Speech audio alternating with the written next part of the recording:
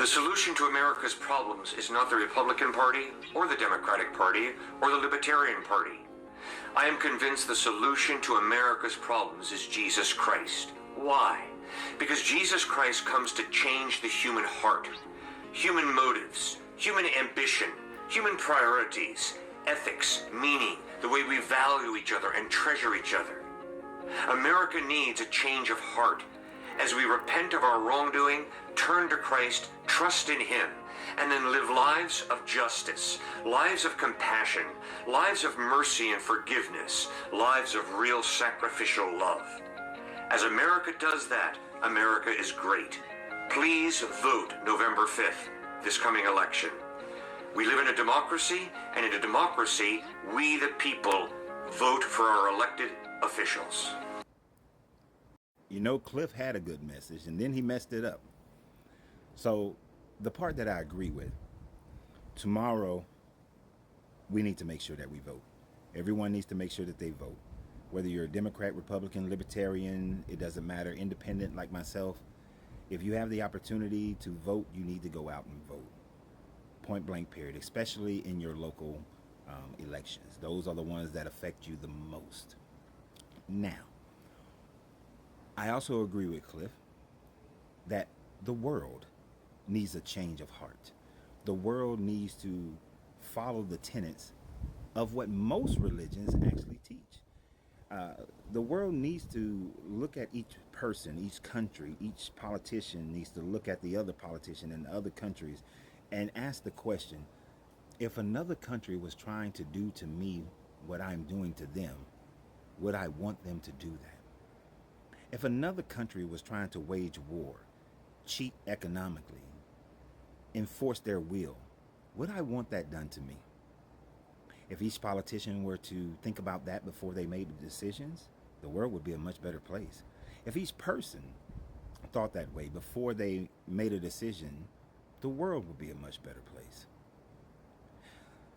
Where I think Cliff should have went if he was a true believer in the good parts of Jesus, because there are some good parts of the Jesus teachings, then it would have simply have been the commonality that all religions, for the most part, share. For the most part, all religions share an idea of the golden rule, and that is to do unto others as you would have them do unto you. This is one of the reasons why in the in the Constitution, the First Amendment states that we have a freedom of religion and that there should be a separation between religion and state. Calling for everyone to be Christian is not a solution. Calling for everyone to believe in Jesus is not a solution.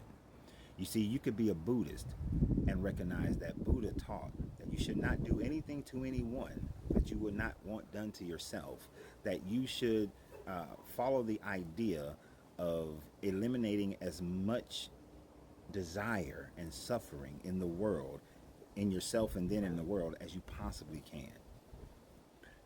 Even the Jewish Tanakh, Torah, the Vedics, the Quran, all these books, in some part of it, talks about loving your neighbors and loving the stranger and taking care of the stranger, taking care of the widows and the orphans, that you should treat everyone with kindness and treat everyone as your brother. You can find it in every religion, yes, I know.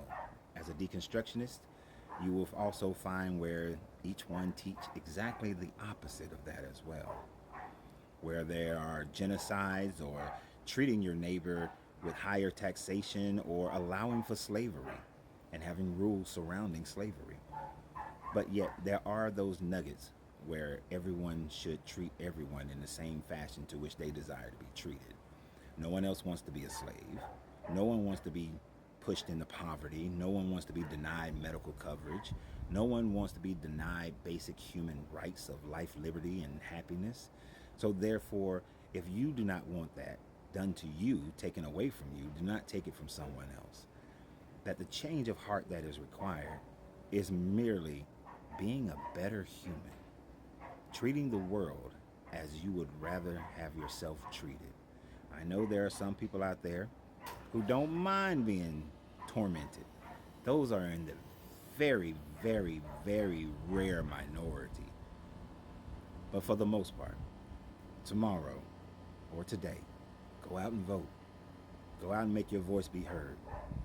And even if you don't fully agree with the candidate to whom you are voting for, be a person who is willing to vote for that person, but push that person to make the world a better place, to make your daily life a better place, to make your country, your neighborhood a better place.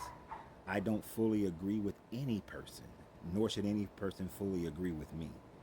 But I can still be your friend. I can still support you and still require much more from you.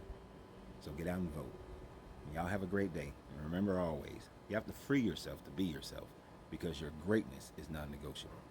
Good journey, good vibrations.